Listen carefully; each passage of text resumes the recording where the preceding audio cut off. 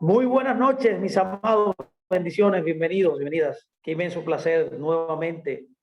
Una oportunidad renovada que Dios nos da, nos brinda para poder compartir nuevamente en familia el estudio de la Torah.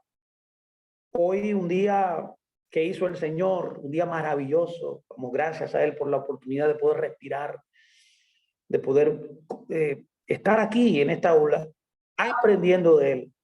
Todo se resume en conocerle a Él. Todo se resume en profundizar en el conocimiento divino. Así que gracias de verdad a todos ustedes. Bienvenidos también. No solamente a ustedes que están en el aula, también a las personas que estarán con nosotros en la grabación, que podrán ver este video en YouTube. Así que le invito a que se suscriba a nuestro canal, también que le dé a la campanita para que le puedan llegar las notificaciones de todas estas enseñanzas que estamos impartiendo. Tenemos enseñanzas casi todos los lunes, también tenemos enseñanzas cada viernes y cada Shabbat, cada sábado. Así que gracias de verdad, nuevamente reitero el agradecimiento a todos ustedes por estar conmigo. Y hoy vamos a continuar en la serie que hemos venido desarrollando ya creo que yo ya por un mes y medio, de lo que hemos denominado reseñas y comentarios judíos acerca del Mesías.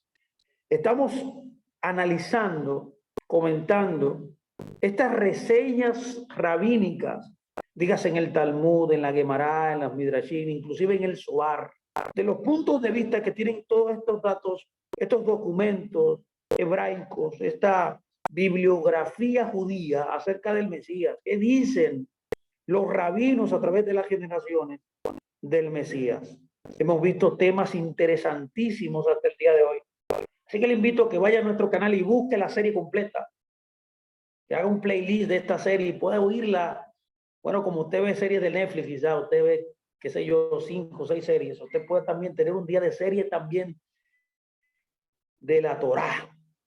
Hemos hablado de la preexistencia del Mesías. Hemos hablado que el Mesías, según los rabinos, es igual a Dios en nombre, en honor, en poder, Salvador. Hemos visto cómo el Mesías sufre por los pecados del mundo. Hemos visto que los Mesías llaman al Mesías, los rabinos llaman al Mesías el Hijo de Dios, el Hijo de Hombre. Hemos visto cómo el Mesías aplastará al Satán y traerá la redención de la esclavitud espiritual y nos preservará para Dios. Todo esto lo hemos visto. Pero hoy tendremos una nueva enseñanza que es acerca a la esperanza mesiánica. ¿Dónde y cuándo el Mesías aparecerá? ¿Dónde y cuándo el Mesías vendrá? Que aunque se tardare, nosotros estamos confiados en la Escritura de que Él volverá, de que Él vendrá nuevamente a cumplir todas las profecías que están por cumplirse, que solamente pueden cumplirse a través de Él. Es por esa razón que nosotros nos gloriamos en Dios, nos gloriamos en el Eterno, porque sus promesas son sí, amén. Podemos confiar, mis amados, plenamente en sus promesas. Y dentro de sus promesas está la esperanza de redimir al mundo a través de la esperanza mesiánica. Vamos a iniciar inmediatamente, mis amados, este tema maravilloso que nos hemos planteado hoy dilucidar. Y le hemos denominado, como ya dije, esperando al Mesías, ¿dónde y cuándo? Y así vamos a ver algunos temas o algunos subtemas relacionados a este tema. Así que gracias a todos. Alístese ya, vamos a dar inicio formalmente a esta charla. Que el Eterno nos ayude a hablar claramente, que nos ayude a poder tener todos estos comentarios conforme a la verdad, que seamos edificados, que nos dé espíritu de sabiduría y de revelación. Mire, voy a comenzar diciendo que todo judío está obligado por decreto, no solamente escrituralmente hablando, por la Torá, o sea, legalmente, sino también por decreto rabínico. Los rabinos han establecido esto por decreto porque lo han entendido de las escrituras. Y es a creer literalmente en la venida del Mesías Ben David. Inclusive es uno de los 13 pilares fundacionales de la fe judía, escrito por nada más y nada menos como por la mente más brillante en el judaísmo, que es Maimónides. Existe una declaración, que es la declaración número 12, que se hace siempre en el servicio Shacharit, que es la siguiente. Esta oración dice: yo creo con perfecta o completa fe en la venida del Mesías.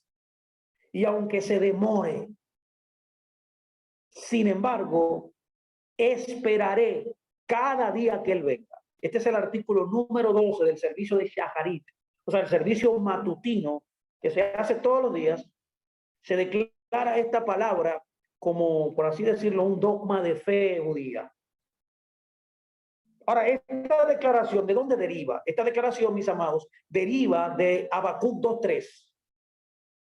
Habacuc 2.3 nos dice: porque aún hay una visión para un tiempo señalado, y habla hasta el fin y no mentirá. Si tardara o si tarda, espéralo, porque ciertamente vendrá y no tardará. De ahí viene esta declaración, donde se ha tomado como un artículo de fe fundacional de la fe judía. El uso rabínico de este versículo implica, mis amados, que entendían que la visión mencionada aquí hablaba de la venida del Mesías y que lo que espera no es un ello o un ellos, sino un él. Era una referencia directa al Mesías. Literalmente, este versículo de Habacuc es un verso mesiánico. Eso ha sido entendido no solamente por el judaísmo, también por el cristianismo.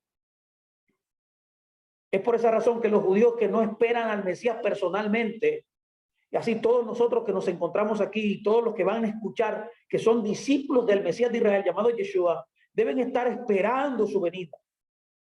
Esto sería una violación directa a la Torá y también a los profetas, según el Rambán.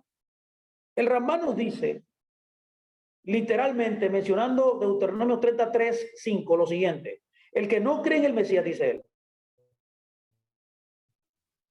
el que no espera su venida, es como si fuera una obligación de un creyente la expectativa mesiánica.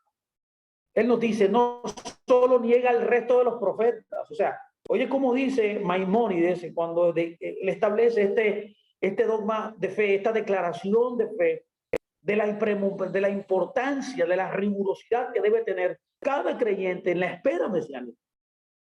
No solo dice él, niega el resto de los profetas, sino que también a la Torá y a Moisés, nuestro maestro. Pues he aquí, dice, que la Torá da testimonio del Mesías, como está escrito en Deuteronomio 33:5, citando aquí el Gilhot Melahim, Mishkamot 11:2, dice: y el Señor tu Dios te devolverá tu cautiverio y tendrá compasión de ti, y volverá y te reunirá de entre todos los pueblos.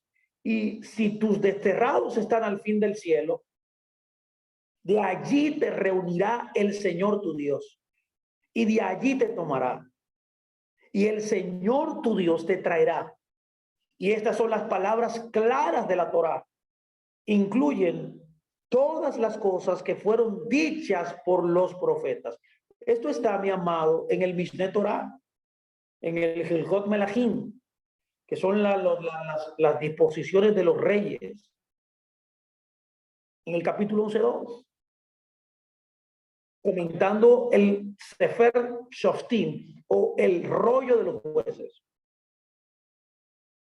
Pero aquí observamos de paso, si al leer esto, notamos que el Rambán parecía no darse cuenta de que su elección del apoyo de la Torá identifica al Señor tu Dios como aquel que realiza todas las acciones que él atribuye al Mesías. O sea, él está comparando el Mesías con Dios mismo, sin saberlo, sin darse cuenta. Esto concuerda con lo que muchos sabios nos declararon y lo que hemos analizado hasta aquí, que muchos sabios de Israel equipararon al Mesías con Dios. Pero en realidad refuta la propia afirmación del Rambán de que Dios mismo no tiene cuerpo, está libre de todas las propiedades de la materia y que no puede haber comparación física con él en absoluto. Usted ve que cuando él dice aquí en el Mishneh Torah que esta declaración de que el Mesías, de que el Señor mismo vendrá y le declara que es el Mesías, él se está contradiciendo con el principio de fe número 3 que él dice también en los 13 principios fundamentales del judaísmo. Independientemente de este error, que yo creo que usted pueda ver, la afirmación categórica, que es lo que quiero que yo te note, del Rambán, de que la Torá testifica acerca del Mesías, esto es una declaración muy poderosa, concuerda con lo que nuestro rabino, nuestro Ribi Yeshua mismo declaró en Juan 5:46. Escuche bien que dice nuestro Mashiach en Juan 5:46. Está escrito, porque si creyeran a Moisés, me creerían a mí, pues él, o sea, dirigiéndose a Moisés, Moisés escribió de mí. Escuche muy bien, Moisés escribió de Yeshua. Todo lo que la Torá dice, desde Génesis hasta Apocalipsis, tiene que ver con el Mesías. Concebido pues que la Torá, mis amados, los profetas y los sabios nos obligan a creer que el Mesías viene, pero la pregunta sería, esto está claro que él viene, ¿no? Pero se nos da a conocer cuándo. Podemos determinar cuándo. Durante los 2 primeros siglos de nuestra era, los taanitas hicieron varias predicciones sobre el momento en que vendría el rey Mesías, basándose en versículos de la Biblia y en otras fuentes fidedignas. Por ejemplo, Daniel 7:25 fue utilizado por los sabios. El Salmo también 86 fue utilizado por el rabino Simlaí y Ageo 2:6 fue utilizado por el rabino Akibá para llevar y llegar a fechas definitivas de la venida del Mesías, como nos dice el Tratado Sanedrín 97b. Pero según la explicación de Rashi, de este pasaje talmúdico, los 3 versículos no se referían a la venida del rey Mesías, como pensaban esos rabinos, sino a los reinos asmoneos, número 1, al reino herodiano, número 2, y a Bar Kokhba, número 3, cada uno en diferentes épocas de la vida judía. Por lo tanto, miren, en opinión de Rashi, se trataba de versículos que precedían los tiempos del reino, de los reinos judíos independientes, cuyos reyes eran ungidos, pero que no eran el rey Mesías, que todos nosotros como sus discípulos seguimos esperando. Otra predicción hecha por los tanaítas desde que se debe que Eliyahu, y citado también en el Talmud, en el Tratado Sanedrín 97a, fue que la era mesiánica comenzaría 4000 años después de la creación. Esto es muy poderoso. 242 años después del Mesías, según la datación del Talmud. Y duraría esta era mesiánica, conforme a Sanedrín 97b, duraría 2000 años. Se discutió mucho sobre el cálculo de los 4000 años, especialmente en un tratado de Talmud llamado el Abodá Zará 9a 9b, especialmente en la nota de pie de la parte página 10 y 9a, en la traducción y en la editorial Soncino. Pero el retraso de la llegada del Mesías hasta la época del Talmud, alrededor del año 500, en la era común, se atribuyó a los pecados de Israel, como dice el tratado Abodá Zará 9a. Todas esas fechas calculadas, mis amados, pasaron sin que se apareciera el rey Mesías, hasta que por fin el rabino Abba Abidú dijo, lo cito, en el Tratado Sanedrín 97b, él dice, todas las fechas finales predichas para la llegada del Mesías han pasado y el asunto no depende de nada excepto del arrepentimiento y de las buenas obras. Dado entonces, o escuchar esto, dado que se cree que el Ra vivió entre los años 175 y 247, debemos concluir que dijo esto antes de finales del siglo III y por lo tanto que todas las fechas que conocía ya habían pasado antes del año 300 de nuestra era, puesto que había estudiado con los grandes tanitas en Palestina, es decir, Israel, y fue el fundador de la Academia de Sura, una de las dos más grandes academias en Babilonia. Podemos suponer que conocía todos los cálculos comúnmente aceptados. El rabino Jonatán, por ejemplo, un contemporáneo del Raf que vivió en Palestina, fue aún más lejos e interpretó un 2-3 como una maldición contra cualquiera que calculara el tiempo de la llegada del Mesías, es decir, que no se contentara con simplemente esperar. La razón que da el Talmud para esta maldición es que cuando alguien calculaba y veía que el tiempo ya había pasado y que el Mesías no había llegado cuando debía, llegaba a la conclusión de que nunca vendría. Es lo que nos dice el Tratado Sanedrín 97b. El rabino Yehudá Hasid, que vivió entre el año 1150 al 17, denunció los cálculos mesiánicos en términos aún más enérgicos, calificándolos de brujería y concluyendo, como dice en su libro, el Sefer Hasidín, en la página 76-77, lo siguiente: pues nadie sabe la venida del Mesías. Sin embargo, los eruditos judíos siguieron calculando nuevas fechas después de eso. Y las fechas siguieron pasando sin que el Mesías hubiera llegado. Como nos dice la Enciclopedia Judía en el volumen 11, en la página 1412. Rashi calculó que el Mesías vendría en el 1352 o entre el 1478.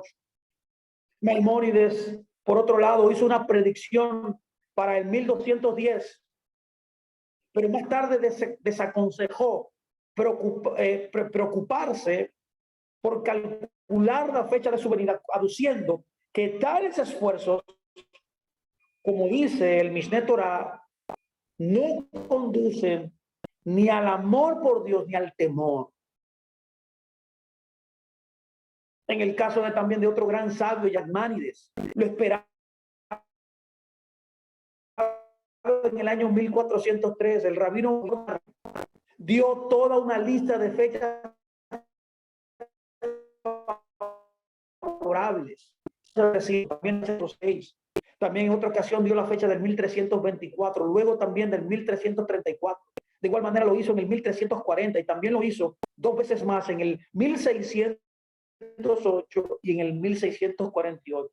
Una fecha tan reciente como el 1913 fue propuesta también por el gran rabino de Rumanía, denominado el Meir Lov ben Yael Malvin, que vivió entre el año 1809 al 1879. Eso lo dijo, nos lo dice un gran erudito judío llamado Rafael Patay en su libro llamado Los textos del Mesías, la página 55 y 56.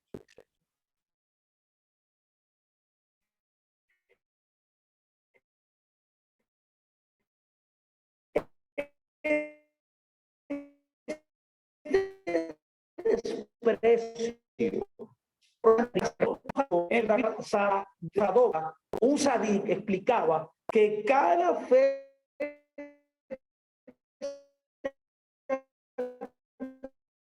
calculada que pasa en un libro de Martín Buber llamado Cuentos 2, en la parte 72. Y como alternativa al cálculo del advenimiento del Mesías, surgió la enseñanza de que si 2 o 3 hombres santos unían sus fuerzas espirituales, podían realmente traer al Mesías. Esta idea deriva de un pasaje talmúdico del Tratado Metziá 85b, que insinuaba que si Abraham Isaac y Jacob se unían en oración, traerían al Mesías antes de tiempo. Esto fue denunciado por muchos sabios como un intento de manipular a Dios. Sin embargo, circularon historias sobre intentos realizados por diferentes rabinos para forzar la venida del Mesías. Perdón. Las diversas estrategias solían implicar a hombres considerados excepcionalmente justos, que aprovechaban su poder o el poder que se le había conferido para poder predecir la venida del Mesías. Sus fracasos se atribuían a interferencia del Satán, por ejemplo, o de los residentes celestiales, o como ocurría a menudo, a sus muertes prematuras. A estas iniciativas se oponían otros rabinos respetados, como el gran afamado, el Baal Shem Tov, que insistía en que solo el arrepentimiento generalizado de todo el pueblo de Israel traería al Mesías. Ahora, debemos observar que en la declaración inicial, este verso dice, y aunque él se demore. Ahora, yo quiero que usted pueda notar esto. ¿Qué decían los rabinos acerca de este concepto, acerca de esta frase, aunque él se demore? Los que reconocen a Yeshua, y eso somos nosotros, como el Mesías, no se angustian. Yo podría decirle también, añadirle a esto, no se desesperan por la larga espera del reino mesiánico. No estamos afanados. Nosotros estamos bien centrados porque ya nosotros sabemos que Yeshua es el Mesías. Es por esa razón que no nos angustiamos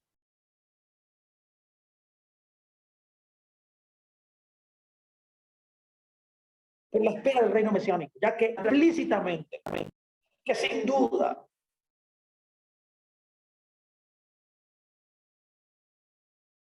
retrasaría el resto de la comunidad judía, la espera ha causado muchos problemas, como ya usted ha visto.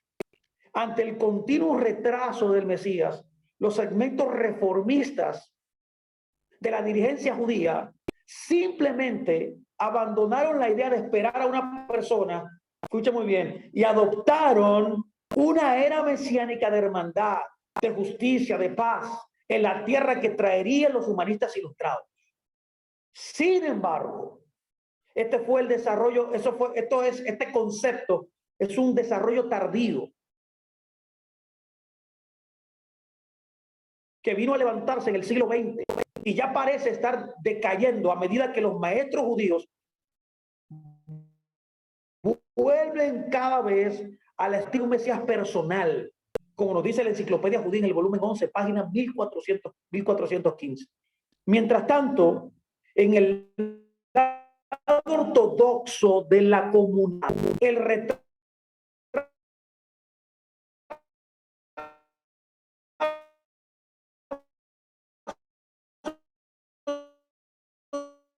del Mesías no era menos inquietante. La sionización comúnmente enseñada en los círculos hasídicos del día de hoy.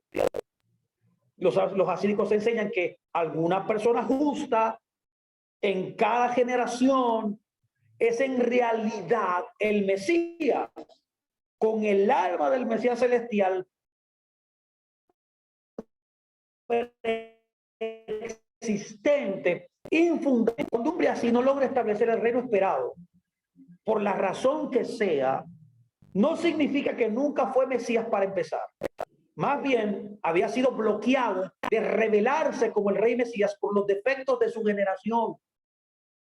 No se ofrece ningún apoyo rabínico para esta creencia tan extendida, aparte de enseñanzas medievales tomadas del hinduismo.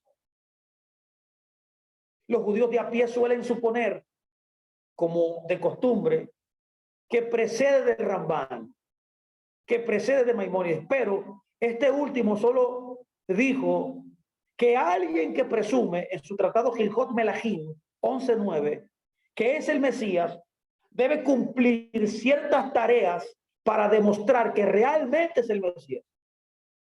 Él dijo, si no lo consigue del todo o es asesinado, entonces se sabe que no era el prometido por la Torá, sino simplemente un rey justo de la casa de David. La idea del Mesías como un papel que puede transferirse de un individuo a otro en cada generación, fue una laguna legal nunca respaldada ni por Rambán ni por las autoridades talmúdicas anteriores. De haber sido así, el siguiente comentario habría sido innecesario. El rabino Yehoshua ben Leví, en la misma historia mencionada anteriormente, después de oír que Elías, que el Mesías era un leproso fuera de las puertas, fue y encontró al Mesías leproso y le preguntó cuándo iba a venir. A lo que el Mesías respondió: hoy. Cuando el rabino Yehoshua o Josué volvió a Elías, se quejó a ese de que el Mesías leproso había hablado falsamente, puesto que no había venido aquel día. Elías le contestó que lo que se había dicho era el principio del versículo. Hoy, si escucha su voz, eso está recogido en el Salmo 95:7, y que condicionaba el escuchar hoy su voz, hoy su venida en la obediencia a Israel. La implicación aquí, o la implicación aquí fundamental, es que la continua condición miserable del Mesías, así como su demora en venir, se debieron en efecto a las circunstancias. ¿Cuál es la circunstancia? La continua desobediencia de Israel. Sin embargo, está claro que solo había un individuo designado como el Mesías y su misión no pasó a otro individuo con el paso de las generaciones. Pero si esto es así, pregunto, ¿qué duración de vida podría haber atribuido los rabinos a una persona así? Es el pasaje anterior que acabamos de leer. No se decía nada sobre cuando había nacido el Mesías leproso. Sin embargo, en el Talmud de Jerusalén, en el tratado Berajot 2:17b, una historia describe al Mesías como un niño desafortunado que nació en la época de la destrucción del segundo templo. El niño fue arrastrado por un torbellino, como Elías en Segunda de Reyes 2:11, para gran aflicción de su madre y desaliento del judío que había venido a buscarlo. Este midrash, repetido en Lamentaciones Rabá, fue designado, o fue denigrado, perdón, fue destruido, fue desacreditado por el rabino Abul, porque el consejo relativo a la llegada del Mesías había venido de un árabe. Es por eso que el rabino replicó que los judíos pueden aprender lo mismo de su propio profeta. Mire que dice Isaías 10:34, 11:1. Dice: y el Líbano caerá por un poderoso, y saldrá un retoño del tronco de Isaí, y una rama, o sea, un nexer. Bueno, analizamos este concepto en una clase anterior. Dice: de una rama, un nexer, brotará de sus raíces. El primer versículo se aplicó a la destrucción del templo, que había sido construido con cedros del Líbano, estableciendo así una conexión entre la destrucción del templo y el nacimiento del Mesías, conforme a lo que nos dice el tratado Berajot 2:17b. Esta conexión puede haber sido la razón por la cual el Gaón de Vilna añadió que el Mesías leproso, que es uno de los términos, como hemos hablado, o de las denominaciones como se le conoce al Mesías en el judaísmo, estaba en su época esperando ante la puerta de Roma. Esto que Roma en la literatura rabínica, ojo aquí, se le denomina el cristianismo. Roma es una tipología del cristianismo.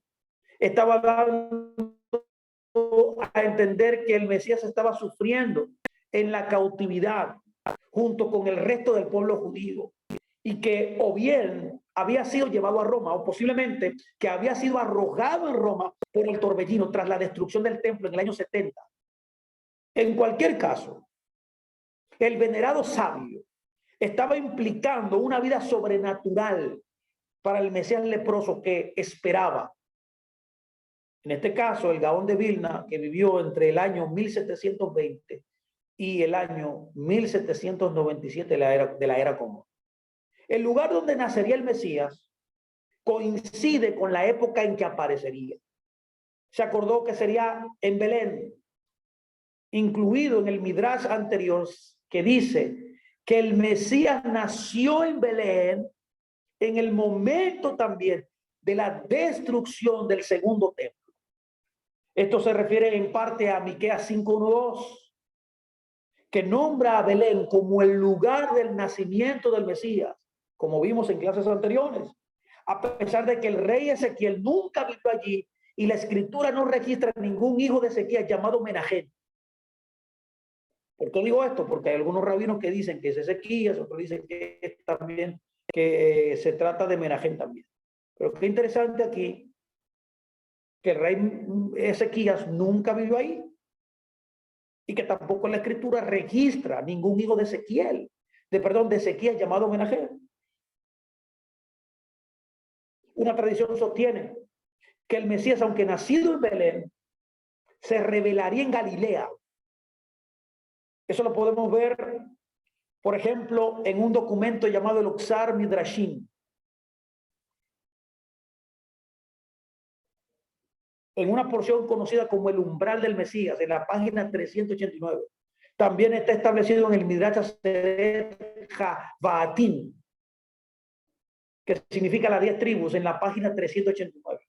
También podemos verlo también en el Midrash Edat Mashiach, el umbral del Mesías, en la página 389. Y probablemente se basa en la profecía de Isaías 9:1-2, que está en la Biblia hebrea, en el capítulo 8, verso 23, del 9 al 1. Mire qué dice: porque no se cansa de lo que se afligió para ella. La primera vez hizo luz en su tierra de Zabulón, ¿vio? Y en su tierra de Neftalí, por la última vez hizo gloriosa el camino al mar.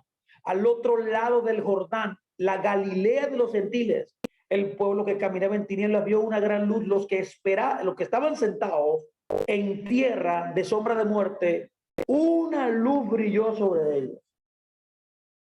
Parte de esto también es citado con respecto a Yeshua, también lo mismo, que conecta con este Midrash en Mateo, mis amados, señalando los lugares de su ministerio. Usted ve cómo estos Midrashim concuerdan con lo que Mateo dice, concuerdan con lo que los evangelios dicen acerca del Mesías. Mire qué dice Mateo. Mateo 4:15-16 dice: y dejando a Nazaret, vino y se estableció en Capernaum, que está junto al mar, en la región de Zabulón y Neftalí. Usted ve lo mismo que el Midrash, para que se cumpliese lo dicho por el medio del profeta Isaías. ¿De dónde saca Mateo esta idea? De Isaías, que dijo: tierra de Zabulón y tierra de Neftalí, hacia el mar, al otro lado del Jordán, Galilea de los gentiles. El pueblo asentado en tinieblas vio gran luz, y a los asentados en tierras y sombra de muerte les amaneció una luz. Usted puede notar cómo el exilio comienza en la tierra de Zabulón y Neftalí, y también la redención se repara a través también de Neftalí y de Zabulón. Pero pregunto, ¿por qué insistieron todos estos comentaristas rabínicos en hacer coincidir retrospectivamente el nacimiento del Mesías en Belén con la destrucción del segundo templo? Incluso aquellos maestros que vinieron cientos de años después. ¿Por qué insistieron en esto? Bueno, la razón de ello se debe al temprano acuerdo generalizado de que los tiempos calculados para el Mesías estaban limitados por un pasaje definitivo de Daniel. Daniel 9:25-26 dice, es el verso referente por la cual ellos establecieron esto. Mire qué dice, está escrito: así que han de saber y discernir que desde la emisión de un decreto para restaurar y reconstruir Jerusalén hasta el Mesías príncipe, sabe que en la Torah está escrito la aparición del Mesías, habrá 7 semanas y 62 semanas, es decir, 69 semanas. Volverán y se construirá el camino y la zanja, y en tiempos angustiosos. Entonces, después de las 62 semanas, el Mesías será cortado y no tendrá nada, o nadie será para él, y el pueblo del príncipe venidero destruirá la ciudad y el lugar santo. Aquí Daniel nos habla literalmente de la venida del Mesías, pasando por alto los debates sobre el cálculo exacto de las 69 semanas. Observamos que todas las autoridades rabínicas estaban de acuerdo en que el Mesías sería cortado, o sea, asesinado, retirado de la escena de algún modo, después de que Jerusalén y el templo fueran reconstruidos tras la destrucción babilónica y antes de que fueran destruidos por segunda vez. Por lo tanto, la fecha más tardía posible para la aparición del Mesías tendría que ser el 9 de Av del año 70 en la era común. El mismo día, escúcheme muy bien por favor, en que los romanos destruyeron Jerusalén y el templo. Y en lugar de negar la validez de la profecía de Daniel, los rabinos prefirieron enseñar que el Mesías efectivamente vino dentro del tiempo asignado, esforzándose para situar su nacimiento en el último minuto. Entonces, tuvieron que luchar con nuevas preguntas, porque Israel no lo vio. ¿Qué ha sido de él desde su aparición hasta ahora? Y que hará que finalmente sea revelado. Pero antes de examinar estos dilemas creados por la fidelidad de los rabinos al profeta Daniel, echemos un vistazo al momento de la muerte de Yeshua. Y esto es importante. No solo tuvo lugar dentro de los límites, dentro del tiempo que Daniel estableció, cumpliéndose así que solamente Yeshua podía cumplir con esta declaración profética que Daniel nos da, sino que el Talmud registra algunos acontecimientos notables que tuvieron lugar en ese mismo tiempo. Y por supuesto, los sabios no sugirieron ninguna conexión entre la crucifixión de Yeshua cerca del 30, la era común, como nos dice la Enciclopedia Judía, volumen 10, página 11, y los cambios extraños notados en el templo. Ellos simplemente los registraron como sucediendo 40 años antes de la destrucción, o sea, en el año 70, en la era común. Pero es precisamente su ignorancia de las posibles implicaciones lo que respalda la objetividad de su testimonio. Ahora bien, notemos ahora, entremos a un subtema de todo lo que hemos estado hablando. Notemos los acontecimientos mencionados en el Talmud que coinciden con la muerte de Yeshua. Esto es muy importante. Nuestros rabinos enseñaron 40 años antes de la destrucción del templo. Escuche bien qué dice. La suerte, o sea, era la designación que se hacía en Yom Kippur. ¿Se acuerda? Que en Yom Kippur se usaban una suerte, una para Sacel y otra para la Adonai. Cuando aquí el Talmud habla de la suerte, la designada del Señor, usted sabe que una de esas dos paletas que se utilizaban, una era para el Señor, a eso me refiero. Por eso dice, 40 años antes de la destrucción del templo, la suerte designada para el Señor no subía por la mano derecha, ni la correa del cordón carmesí sobre el sacrificio se volvía blanca, ni la luz más occidental sobre la menorá brillaba, y las puertas del santuario se abrían solas, hasta que el rabino Yohanan ben Zakkai le reprendió diciendo, santuario, santuario, ¿por qué haces sonar la alarma tú mismo? Yo sé de ti, que tu fin es ser destruido. Pues Zacarías ben Iddo le había profetizado conforme a Zacarías 11 acerca de ti. Abre tus puertas, oh Líbano, dice, para que el fuego devore tus cedros. Esta declaración, que es una de las declaraciones más poderosas, que nos da la certeza, mi amado, de la venida del Mesías conforme al judaísmo. Esto está escrito en el Tratado de Yomá 39b. La suerte a la que se refiere aquí, como expliqué, es la suerte que se echaba en el día de Yom Kippurim, que era la suerte que se utilizaba para decidir cuál de los dos machos cabríos sería para el Señor y cuál sería para la Azazel, conforme a lo que está escrito en Levítico 16:8. Esto es muy poderoso, porque esto es una tipificación de lo que Yeshua hizo. Y esto se consideraba una señal favorable si la suerte si caía para el Señor cada vez que salía por la mano derecha del sumo sacerdote. Cuando la suerte caía en la mano derecha, o sea, esa suerte llamada para el Señor caía en la mano del sacerdote, o sea, en la mano derecha del sacerdote, se consideraba como un favor de Dios. Hay algo interesante aquí que menciona también este Midrash, perdón, este Talmud. Era la correa carmesí. Y la correa carmesí también era parte vital del servicio de Yom Kippur, y era esta correa que se ataba entre los cuernos del novillo, que también se ofrecía en el día de expiación. ¿Y qué sucedía? En ese día, esa correa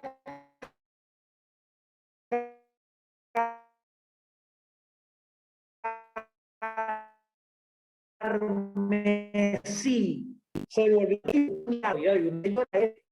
y esto significaba que Dios había perdonado a Israel, según las palabras de Isaías 1:18, que es lo que está citando el día de Yom Kippur. Isaías usa dentro de su retórica profética, su lenguaje profético, un concepto de Yom Kippur cuando él dijo: aunque sus pecados sean como la grana, como la nieve serán emblanquecidos. ¿Era por qué? Porque él utiliza esta frase, porque esa cinta roja, cuando Dios perdonaba el pecado, Dios hacía un milagro evidente en todo el pueblo, que él cambiaba esta correa carmesí y la volvía blanca.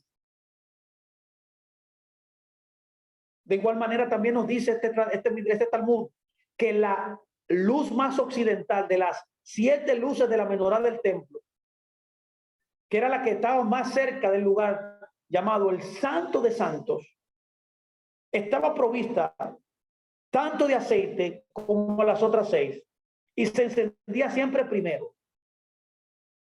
Ahora bien, si esta luz seguía ardiendo después de que las demás hubieran agotado el aceite y se hubieran apagado, era señal de que la Shejinah, ¿qué es la Shejinah? La Shejinah es la nube de la gloria de la presencia de Dios que habitaba visiblemente en el templo.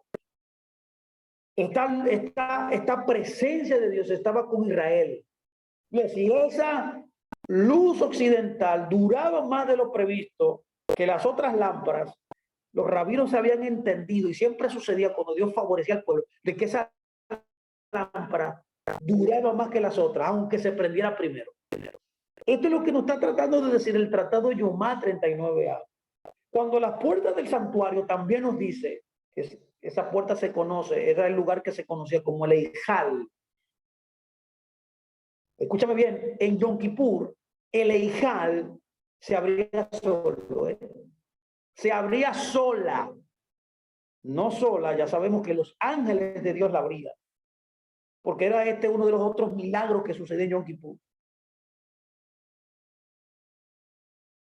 Es por eso que el rabino Yohanan Ben Zakkai en este Midrash, en este Talmud, perdón, entendía que era una señal de la inminente destrucción del templo. Esto se basa en la interpretación midrashica de Zacarías 11:1, como usted vio, en la que entendía el Líbano como un símbolo del templo, que fue construido literalmente con cedros del templo. El Talmud del Tratado de Yomá del 9a y b se refiere a estos 3 periodos de tiempo con respecto a estos señales milagrosas. Lo importante aquí es que usted note que durante los 40 años que Simeón el Justo ejerció como sumo sacerdote, alrededor del año 200 antes del Mesías, como nos dice la Enciclopedia Judía en el volumen 14, en la página 1566, escuche bien qué pasó. La suerte para el Señor siempre subía por la mano derecha. La correa del color carmesí siempre se volvía blanca y la luz más occidental siempre brillaba. Ahora bien, ¿qué pasaba? ¿Cuál es el contraste que yo quiero que usted pueda ver? Que después de su muerte, de la muerte de nuestro rabino, y hasta 40 años antes de la destrucción del templo, un periodo de unos 200 años, póngame mucha atención porque esto es muy importante. Estas señales milagrosas que sucedían en Yom Kippur, cuando Dios recubría al pueblo, cuando Dios libraba al pueblo de sus pecados, nunca más sucedieron. Luego de la muerte del Sadik, de Yeshua HaMashiach, mis amados, lo que estoy tratando de decirle a ustedes, nunca más sucedieron. Durante los últimos 40 años, desde la muerte de Yeshua hasta la destrucción del templo, nunca ocurrieron en absoluto. Es por esa razón que debemos observar la importancia de los periodos de 40 años hoy. El tema de los 40 años como periodo de prueba y juicio para el rebelde Israel es familiar, es un fundamental en la tradición judía. Todos los viernes por la noche, en la sinagoga, se leen los siguientes versículos del Salmo 95. En hebreo puede traducirse así, desde el verso 7 al 11, dice, porque Él es nuestro Dios y nosotros somos un pueblo que Él apacienta y ovejas de su mano. Hoy, si escuchan hoy su voz, no endurezcan sus corazones como Meribá, como el día de la prueba en el desierto, en que me probaron sus padres. Me probaron y también vieron mis obras. 40 años estaré disgustado con una generación. Y dije, es un pueblo de corazón extraviado y no conoció mi camino, acerca de los cuales juré en mi ira, nunca vendrán en mi reposo. Fin del Salmo 95, versos 7 al 11. Esto es significativo. Esto es la importancia del 40, de los 40 años en las Escrituras. Aquí cuando notamos el Salmo 95, notamos que Dios estaba amonestando a su propio pueblo, nacido después de la generación rebelde que vagó por el desierto. Todo el mundo sabe que el juicio de los rebeldes duró 40 años. Por lo que la mayoría de los traductores traducen este pasaje de la manera siguiente. Lo traducen como, durante 40 años aborrecía esa generación, haciendo que su acción sea un tiempo pasado e insertando esa para especificar a los arrogantes, a los errantes del desierto, a lo que se hace referencia anteriormente en el pasaje. Note bien que este concepto también de raza se conecta mucho con el concepto o esa característica que era tipificada en Caín. Usted no ve que siempre este concepto de rar, note aquí, se habla de personas que no están obedeciendo a Dios. En hebreo, sin embargo, Dios podría fácilmente estar hablando de un tiempo futuro y durante 40 años me disgustaré con esta generación. Puede también entenderse así. No estaba hablando solo de la generación que vagó en el desierto, no. Estaba haciendo una declaración de principios. Los 40 años de vagar en el desierto se iniciaron por la negatividad de Israel, por la negativa del pueblo de Dios a obedecer a Dios, entrando en la tierra que Él les había prometido. Es por eso que el libro de Deuteronomio 1:26 dice, pero no quisieron subir, sino que se rebelaron contra el mandamiento de la boca del Señor su Dios. Eso dice el Deuteronomio 1:26. La rebelión contra Dios encontró su expresión en las decisiones, mis amados, de rechazar a Moisés, de rechazar a Aarón, a quienes Dios había elegido. Note bien aquí la importancia de los líderes, mis amados. Yo siempre recalcaré esta idea. Ya que los líderes que Dios les puso, que son Moisés y Aarón, al pueblo de Israel, para que los condujera, dice literalmente, para que los sacara y lo entrara en el camino de Dios, les había ordenado seguir Dios. Fue Dios que estableció a los líderes. Todas estas propuestas fueron apoyadas por toda la congregación en Números 14:2-10. ¿Cuáles fueron las razones apoyadas? Cómo estas personas trataron de apedrear a Josué y Caleb, que los llamaba al arrepentimiento,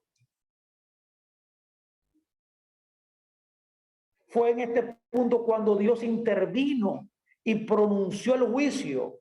Fue en ese punto cuando ellos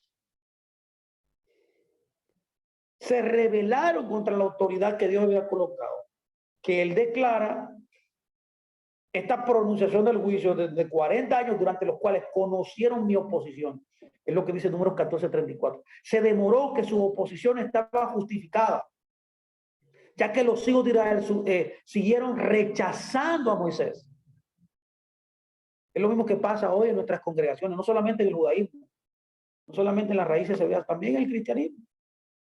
La gente no quiere saber del liderazgo, la gente quiere poner a los líderes como si fueran personas iguales a ellos.